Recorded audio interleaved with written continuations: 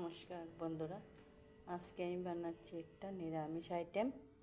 নিরামিষ আইটেমের নাম হলো সবজি রহর ডাল। সবাই তো ডাল খায়, কিন্তু নিরামিষ দিনের ডালটা একটু অন্যরকম বানাচ্ছি আমি। ডাল বয়েল করে রেখেছি, দেখেন সবজিগুলোও বয়েল করে নিয়েছি। আর এটার মধ্যে আমি অল্প নিয়েছি জিরা, আদা আর লঙ্কা বাটা। এটার মধ্যে আমি জিরা লঙ্কা অলরেডি দিয়ে দিয়েছি। তখন আমি শুরু করি রান্নাটা। দেখেন কড়াইতে তেল দিয়ে দিয়েছি আমি। তেলটা এখন গরম হচ্ছে।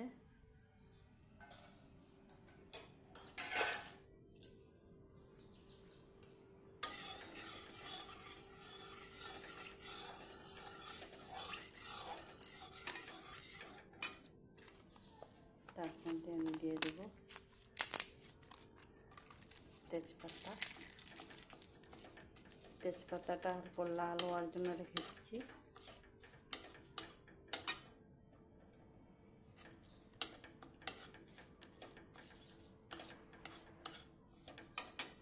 অল্প লাল হোক।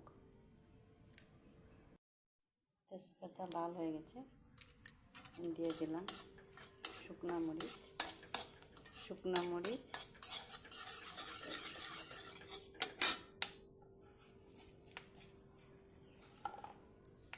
দিয়ে দেব হলো 5 ফোড়ন।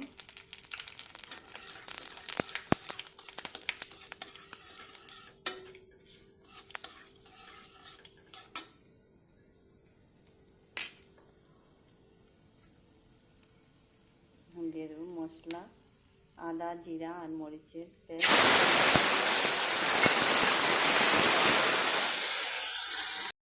মশলা ভাজা হয়ে গেছে। এখন আমি সবজিগুলোকে বয়েল সবজি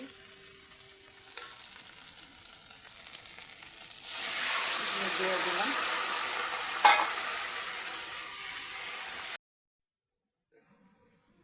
এর মধ্যে আমি দিয়ে দেবো অল্প 1 চামচ হলদি গুঁড়ো দিয়ে দিলাম। লবণ আমি বয়েলের মধ্যেই দিয়েছি, এখন আমি আর দেব না।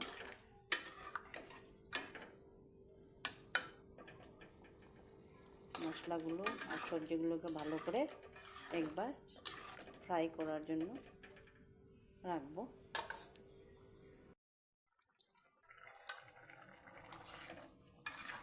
দেখেন মশলাগুলি ভাজা হয়ে গেছে সবজির সাথে।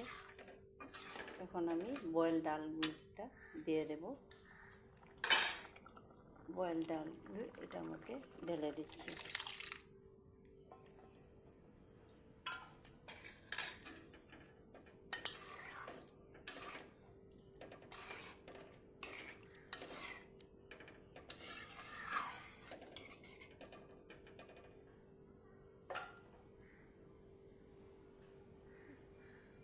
এই স্টাইলে মানুষে দেখেন ডালটা গরম হয়ে গেছে, ভালো করে উতরাচ্ছে। তখন হয়ে গেছে, আমি নামিয়ে নেব এটাকে। হয়ে গেল সবজি রহর ডাল। বানিয়ে খেয়ে দেখবেন, খুব স্বাদ। এটা রুটি দিয়েও খেতে ভালো, ভাত দিয়ে খেতেও ভালো। তার মধ্যে অল্প যদি আপনারা ঘি দেন আরও স্বাদ হবে। সবাই ঘি খায় না, এর জন্য আমি ঘি দেইনি। যারা খায় এরা ঘি দিতে পারেন। ঘি দিলে আলাদা একটা স্বাদ আসবে, ফ্লেভার আসবে। সেম প্রসিজারে মানুষের গাড়ুর ডালটাও বানায়। আমি নামিয়ে নিয়েছি, দেখতে ভালো লাগছে। এই নিরামিষ আইটেমটা সবজি রহর ডাল বানিয়ে খেয়ে দেখবেন, একবার ট্রাই করে ঘরে দেখবেন, খুব স্বাদ।